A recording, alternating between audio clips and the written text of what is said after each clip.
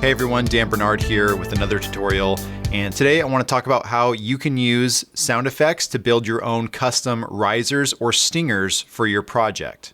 Today we'll be using sound effects from Wave Brigade, specifically from the Cinematic Combo Pack, which includes Cinematic Whooshes Volume 1 and Cinematic Impacts Volume 1.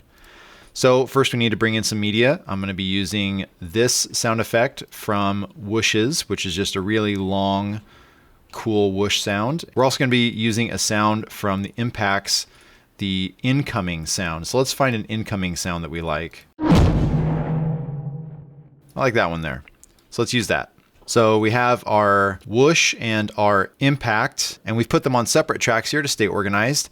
And so now it's a matter of kind of bringing these two things together to make a cool effect that we like. But we don't want to lose the effect of either one of them. We just want to emphasize one over the other.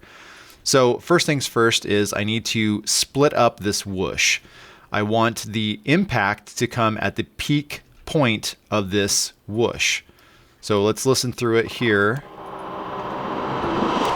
So right about here where the waveform is highest, that's where I want this impact to happen. So I'm going to line these up here just like that. I'm going to hit C on the keyboard to bring up my cutting tool, and I'm going to cut right here where my playhead is over the whoosh. I'm actually going to right click and say lock in time because I don't want that to move at all.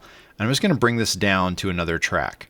So in theory, if we were to scrub through this, it would sound exactly the same. It's just that this part of the whoosh is currently on a separate track than this one.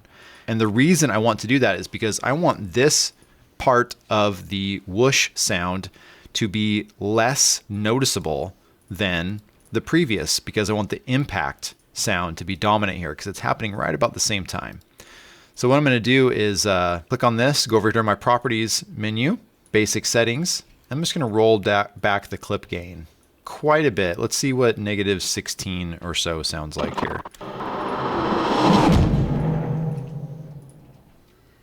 All right, I think that might be a little too low. Let's bring it up here. Let's see what 11 sounds like. We're still getting a little bit of the residual whoosh sound here on track number 3. Even though it's low, it's still there. It's just not on the same level of intensity as the impact. That's what I really want to have be the focal point of this sound. So really, we're just kind of organizing and arranging these here to become a whole new sound, really.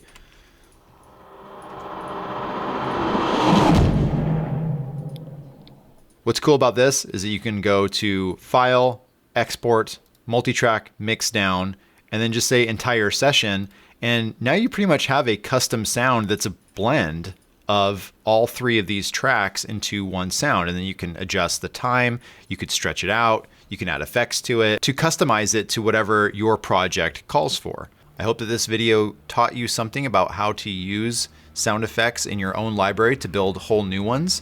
And again, if you like this video, go ahead and give it a thumbs up. If you have any questions or comments, go ahead and leave them in the comment section below. And it would really mean a lot to me if you hit that subscribe button and showed me that you want to see more videos like this in the future.